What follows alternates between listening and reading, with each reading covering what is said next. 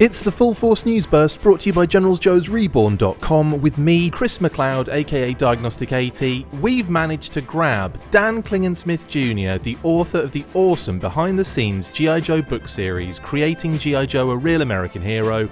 So let's get stuck in, shall we?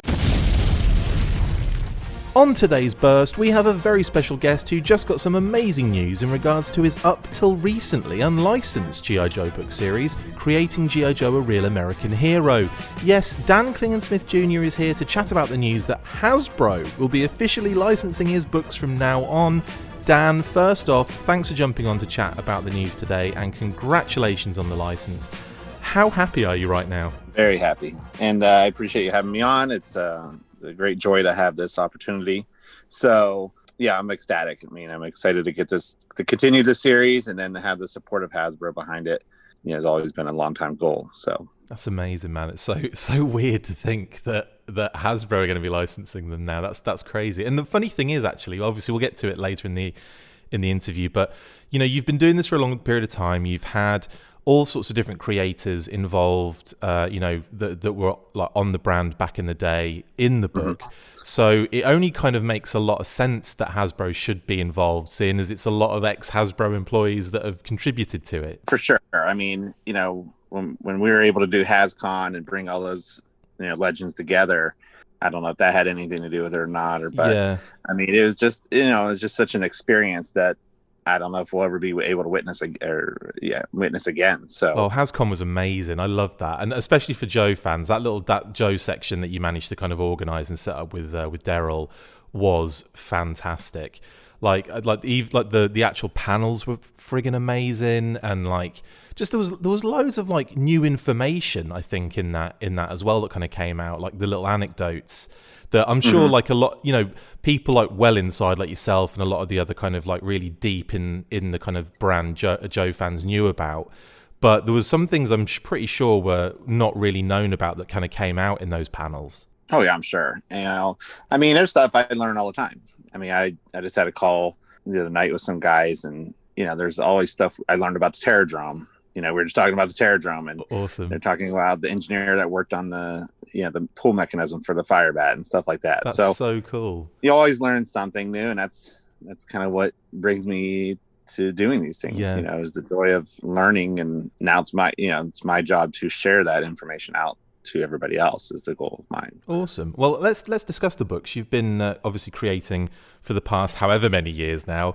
We're up to like volume 7, is that correct? Yep, number 7. Wow. So, I mean, we've had you on in the past, obviously. You know, but again, if you could, for any of our viewers / listeners that aren't aware, just take us through what the books are about. What kind of stuff is in them? I mean, what is it? What are the books? So essentially the books are, you know, a documentary as far as the Joe brand. So mainly what it shows are concepts that were internal, really never meant to be seen. Yeah. By, you know, people like us. That's regular people. You know, it really gives you the history of the conceptualization to final product. Yeah. And, you know, the sketches, you know, I share what I have. So if I have sketches of a character, which I'm pretty excited about Destro, he's in a new volume, and I think there's some really alternate versions of him that would have been really cool. So customizers listening out there, I'd love to see some of that stuff if you're up to it. Awesome. But yeah, so you see the concept art, and then you kind of get the process of the design to the final product, like I mentioned. And in addition to that, the history of the brand. You know, the first 4 volumes cover the history of G.I. Joe, which was written by Kirk Bazigian, which, as you all know, is a former VP of Hasbro. Never heard of him. Yeah, he's a bit quiet. He doesn't really kind of, you know, make himself known. Or I don't think he's on any social media. Yeah. No, Kirk. Love Kirk to death. Great friend. You know, we've done our own video cast, podcast, you know, the Toy Files, but which we need to get back on. But oh yeah, and Word Burglar with the intro on that bad boy as well. Yes. Remember round in the corner to see a whole wall of new toys at the drugstore or the old mall? Roll call, this is for all of those y'all who knew the half but just had to know it all. Yes, much fun. I mean, and we did it all during the pandemic. So he really put that together, and I try to do my video as best as I can. I'm not the best editing like yourself. No, I really enjoyed that first episode. It was with Vinny D'Aliva. Yeah, Vinny D'Aliva was our first guest. Really enjoyed that. And then we had Dave Kunitz second. Yes, yeah, Dave is great as well. Like, Dave's a really nice guy. Yeah, and then we have Kurt Groen lined up.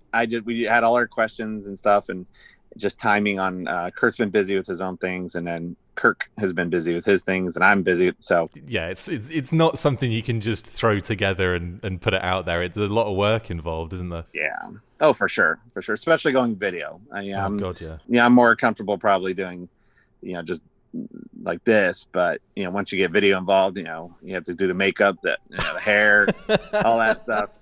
The makeup, the hair and makeup, man, for the full force is probably all the budget. That's where all the budget goes. Exactly, especially your hair. I mean, I can't imagine how much gel you have to use. I haven't actually shown on any of the full force videos. I haven't actually shown my hair for ages because I would just always wear a hat. 'Cause I'm always wearing the headphones, which obviously. This is turned into a strange interview now, but basically, because I've had the hat on the whole time, I haven't had a haircut in. Kate shaves the back and my sides, but the top part has just grown exponentially. So it's getting rather mullet-like now, which is So maybe some pictures, pictures will emerge soon in the new year. But okay, carry on the books. Yeah. So in addition to that, I have a lot of Larry Hama's dossiers. So what I do is I compare that to what actually came out on the file cards of the final product. Yes. And I try to point out any differences, any blurbs, any differences I see. I try to, if it's significant enough to quote, I'll put it in there. They really are great books as well, by the way. Like one of the things I like about the actual, each page by page breakdown of a character. For one, that's like a really good way of doing it, and it's also not like the first to the most recent. It's kind of like a mix, isn't it? Of like, here's some from like 82, here's some from like 93, and so on and so. So it kind of like there's a bit of a mixture going on throughout the books, but that's actually really cool. And also, the main thing I was getting at that I really love are the different names for characters that were kind of like, like maybe thought of initially, and then they changed tack, or they thought maybe wasn't appropriate. And some of the names are hilarious to me. Oh, for sure. And those are pulled from Larry's dossiers as well. I mean, there were some internal names from the designers themselves, but most of that information is pulled from his dossiers. That's and cool. Then there's facts and information from internal memos. Yeah. So I share in one book a character. It's just one of my favorites. A character that's originally supposed to come with an animal. Yeah. And I always liked characters with animals. So that's kind of a fun little piece of history. And then the alternate head for Short Fuse, that was a fun discovery. So there's been a lot of fun discoveries with all this as well. I do have some new things for volume 8, 9, and probably 10, but some will include some subgroups that never were released. Amazing. And then, as you and I have discussed prior, some things related to Night Force and characters that were originally slotted for Night Force but were never released. So I know, and I know that information, and I'm not saying a thing. I can't wait for that to come out because holy crap, it's amazing. Yes. Yeah, well, I mean, that's another aspect of the books, like you say, that kind of new fan info. I mean, I'm deep into the fandom. That's pretty clear. But there are aspects, I'm flipping through those books. I'm like, oh my god, I really didn't know that. It is such a really good source of kind of like in-depth knowledge, direct as well, from the designer, from Larry. This isn't like just stuff that you've maybe kind of pieced together based on this, and then maybe you'll make an assumption here. This is all pretty much straight from the horse's mouth, which kind of probably makes it more appropriate for Hasbro to be licensed to, in a sense, right? I mean, I never thought of it that way, but I guess it could be. You're welcome. Yes, thank you. But yeah, I mean, it's not pulled together from other books and other resources and stuff like that. So you're right. I mean, it is from those who were worked on the brand.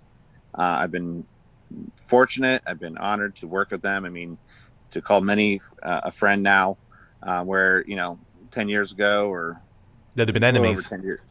Yes, we were enemies. They were like I was literally at each other's throats. You were in battles. Yeah, I've seen the pictures. I heard that they had on their cell phones like caller ID Cobra listed for me. So well, it wasn't that C word. I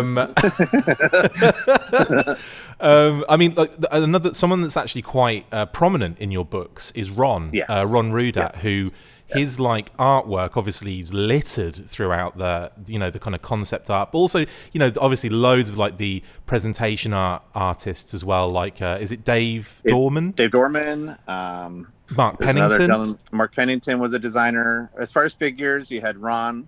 Yeah. And then you had Mark, and then you had Dave Hassel came in. Yeah. And then you had Kirk Brown. So, I mean, from the figure side, I mean, it's mainly those four guys. Bart Sears did a couple figures, but he did some other presentation art as well. Yeah, true, yeah. Mm-hmm, mm-hmm. And then for vehicles, you have lots of different guys. Like the vehicle side, you have a lot more guys. Guy Cassidy, Frank Coronias, Dave Kunitz, yes, Greg Bernston, Steve Reese. It's an all-star team, effectively, isn't it? Like you've literally got an all-star team in these books. Yeah, I mean, these guys are. I mean, they made our childhood. I mean, Bill Young was another one that worked on the vehicles. Who everybody always brags about his renderings, which they are beautiful. I've only seen a few, but they're beautiful, the ones I've seen. So, yeah, totally. It's just one of those surreal things. You never thought when I first started it that you'd be able to really truly learn the history of something you love and that you've loved for years. Yeah. I mean, so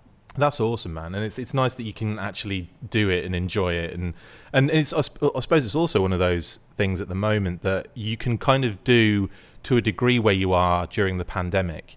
Like you've got that option to kind of do Zoom interviews with the people that are involved, and then I suppose just get the stuff sent to you and then put it out in the book. And so it's not necessarily one of those things that you have to do, or that you have to be face to face with someone with, is it? No. I mean, most of the interviews I've done have been over the phone over the years. And, yeah. I mean, I'll be honest. I mean, much of the book has been written.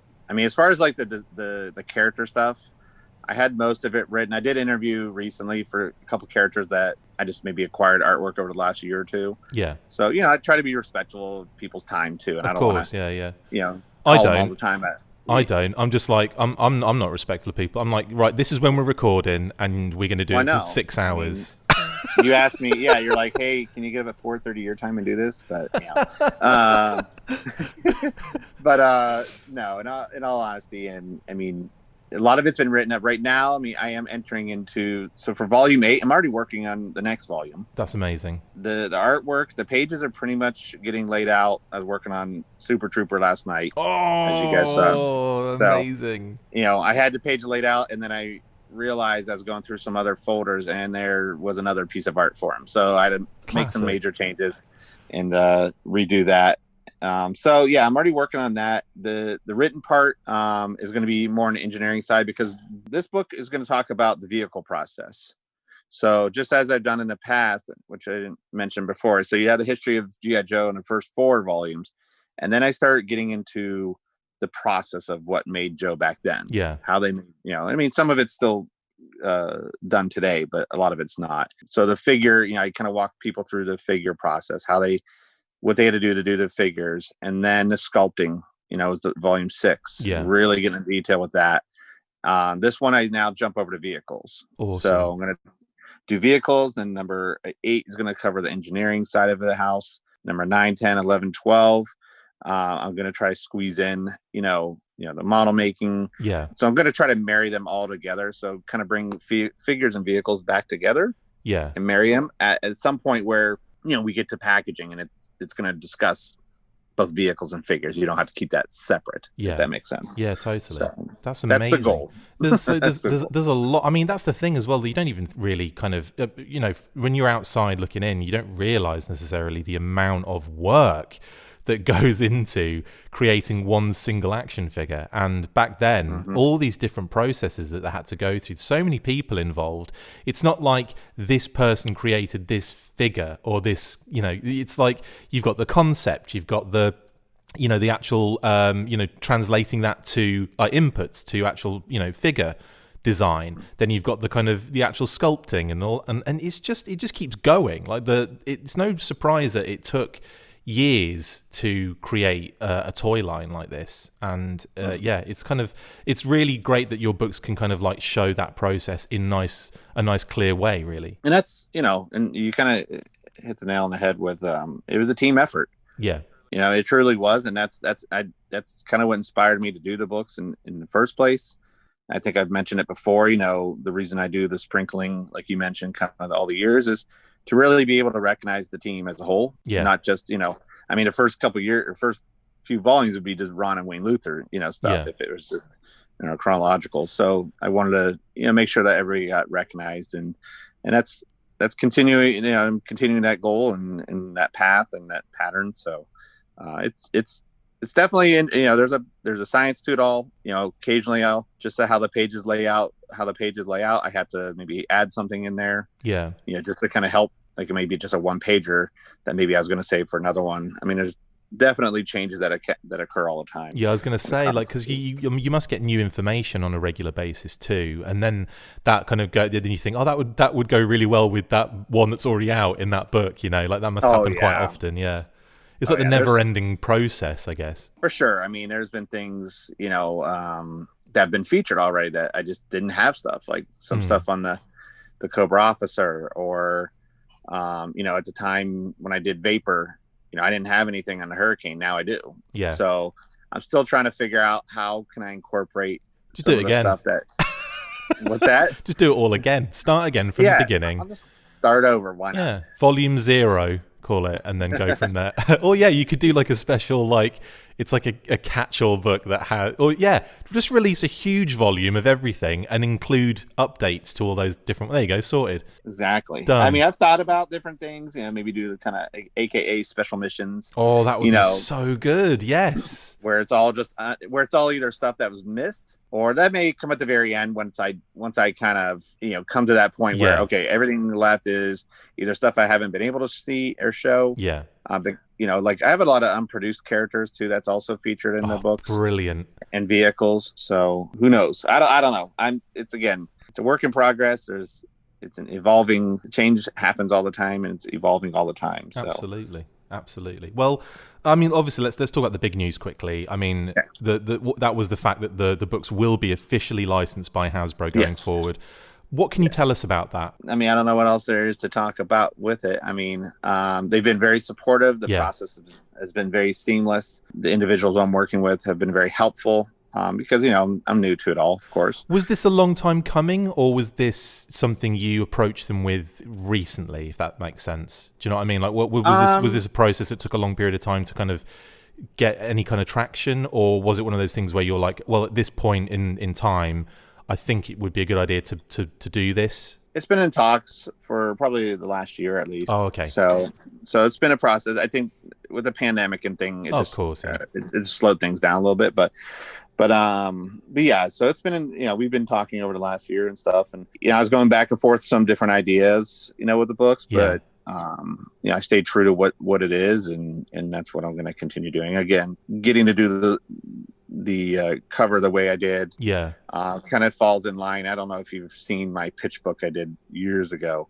but I can always share that image out if you're interested. But totally. I mean, if you look at the pitch book I put together and then what I have, I mean, it's kind of embarrassing, but I'm happy, of course, with what's come of it. But it was just, I just wanted to get something out there. So I just, put together, and I was still green to it all. Yeah, so. We all start somewhere. I mean, if you listen to the first episode of the Thought Force podcast, it is only like 2% less than what it is now. I'm just kidding. Well, in your and you didn't have an English accent. So no, I know that. I thought it might sound cool if I was a little bit different, so changed it halfway through the process. I thought so. It was a Bosnian accent. Okay. Will you be re-releasing the previous volumes with Hasbro logos plastered on everything? Yes, it's just going to have the big logo. It's just going to be called Hasbro. There you go. I'm plastering it everywhere. I'm taking all the imagery off. No. Yeah. I mean, it's a good question. I still have some inventory from the previous volumes. Yeah. Some more than others, to be honest. So, yeah, I don't know. I've thought about it. I haven't really discussed it as far as like my printer and stuff like that. My understanding is, yes, if I do a reprint, of course, I'll be making changes to some of the things, the cover, some of the wording inside the copyright stuff. Yeah. But, and I don't know. I mean, and then that's the other question. Maybe do I go back, and if I have now the hurricane art, do I do that volume and add it, or do I stay true to what it is and just, offer up the same book just with a different cover? There's a lot of unknowns right now because it really comes down to the demand. I mean, like I said, I mean, it's been when you do a volume series, and I'm sure others can speak to this, it's challenging because originally my idea, with what I had at the time, I thought I had enough material to do 8 volumes. Yeah. And that's it. So I was kind of planning it out that way, and I was writing that way and designing that way. And now I think, potentially I could do up to 12. So, wow. So it changes the dynamic. And then when you're trying to figure out what to have in stock, just to kind of, because reprinting is expensive. Yes. And, when you do small runs. So it's definitely been something that's weighing on my mind. But right now, honestly, I just want to get this volume out and just see how it does. And, I guess I'll just go from there and determine what the future holds with previous editions, or volumes. Well, based on what you just said there, I mean, how are you going to be rolling out that next volume? Is it going to be a Kickstarter campaign? Yeah, it will be a Kickstarter again. So that's something that we discussed, and they've been supportive of. So that's all been a great thing, and just to keep the consistency going. And I like Kickstarter. I mean, as much as you hate losing money, to do the platform, it does give you that platform. I mean, it truly helps get the book out there. And also, I don't have a big warehouse just to store stuff either. So true. Yeah. To just print out a bunch of books, and then either you're left with them, or I've seen people who've done that traditional way of doing things, and they just have pallets of boxes of stuff, and it's just I can't have that. Yeah. This is a side thing. So I have a house, and I have a big storage unit. I was going to say, you've already filled it with tons of G.I. Joe stuff. It's not. Yeah. I already got my Joe room. So why don't you just throw that outside in the garden and burn it, and then you use all that space for the books, right? Sure. Yeah. Could you imagine? Bloody hell. Forget that. Do you have any, kind of, I don't know, maybe some sneak peeks of the next volume that we could kind of flash up on the show? Yeah, for sure. Yeah, there's a couple I want to definitely keep as surprises. Totally. And we'll do your favorite. I know you mentioned Flint is one of your favorites, so we'll do a sneak peek. He was massive in Action Force, so I absolutely adored Flint. Well, he's one of my first figures. So him, Mutt, and then Frostbite and Snowcat were my 3 first Joe items. So awesome. I was a little late to the game, but Flint was always one of my favorites. So I'm very happy to have Flint finally featured in this volume. That's great. Yeah. Awesome. Thanks very much, dude. That's really, really appreciate it. Okay, awesome. Well, that kind of brings us to the end of the interview, Dan. Thank you so much for coming on and speaking to us about the books and the Hasbro news. I mean, congratulations again. That's amazing. Where can people get hold of the previous volumes in the series? So you can find them on creatinggijoe.com. And that link will be in the description as well. So if you want to check those out and buy some, because they are really cool. I'm actually looking at my set on our bookshelf over to my left at the moment. I got the set that you were doing at I think it was either Joe. I think it was like the last JoeCon possibly, where you had them in the slip cover. Yeah, the first 4 volumes I did the slipcase, because that kind of wrapped up the history of G.I. Joe with Kirk stuff. Yeah, there's been talks, and some people have asked, are you going to do another slipcase and another? That was something I just did. With it all. Again, this is at a point where I thought 8, so I did. No, I was like, okay, the first 4 will have it, and then the last 4 will have it. So I don't know. I don't know what it will look like. I mean, do I do 2 more? I don't know. I haven't even gotten to that point. But if not, I mean, I don't know. Do you like the slipcase? I do. I think it's really. I think it does hold thing. It keeps everything like a nice organized fashion, and it still displays the spines with the information on them. So that's always a bonus. You kind of have it either way. You can kind of show it with the spine showing, or you could show it with the other side of the slipcase, which is really cool. So I mean, I'm always a fan of that. You know, I was a fan when Carson did that with his 3D Joe's books as well. So I mean, it's really nice on the shelf as well, and I love them. I think they're great, and it's funny actually. They've become kind of like a bit of a resource. When I was doing Talking Joe, we would do little action figure segments where I'd talk about a particular character or action figure, and I would often run over to some of your books and just fizz through them to see if there was anything in there anecdotal for that particular figure I was doing. So I used that quite often. So I should probably send you royalties for that. I don't know, maybe. No. I'll send you. It's all about sharing. No prize. I'll send you a no prize. There you go. But no, they're great. And, you know, if people are on the fence about them, I'd suggest just picking them up, because they're really, honestly, there's so much cool information in there that, you know, and not just information, but visually, like there's so much amazing concept art and presentation art and just design work, and it's just so interesting to kind of just sit there and lose like a bunch of hours just like flicking through and reading some of this really cool stuff. So yeah, I definitely recommend these books highly. Dan, mate, I hope you had a good time today. Would love to have you back on when your Kickstarter goes up. When are you thinking of running that? Sometime in January. I wanted a tough time sometimes for people, you know, with the holidays and everything else. So, you know, I know just the amount of presents we're buying for people, I can imagine others. But, you know, I figured, yeah, just, you know how it is. So I figured my goal is to go live probably mid-January, towards the end of January. I mean, the book's done. So, I mean, It's just a matter of doing a Kickstarter, raising the funds. Even the moment, if I raise the funds prior to the end, you know, prior to the last day of the Kickstarter, I'd typically already on the phone with the printer, and I already have the files over to them at that point. So I'm already looking at the proof process at that point. And, you know, I try to go, as you can attest, I try to go to print almost immediately after, as quickly as I can, because, you know, we do the print, and then we do the binding, and then the cellophane as well to kind of protect them a little bit. So, you know, a little bit. It is a slightly quicker process, though, isn't it, than say an action figure Kickstarter? Oh. Yes. So yes, I mean, that's with all, you know, if everything goes to plan through that, it's not the longest time to wait for something like that. So that's great if that's happening mid-January or in and around that time. As long as it's after Christmas right now, for me, I'm happy about that. Yes, but maybe you can use some of that money that Kate's going to give you for Christmas. You know. Well, yeah. If that, what are you insinuating that she pays? That she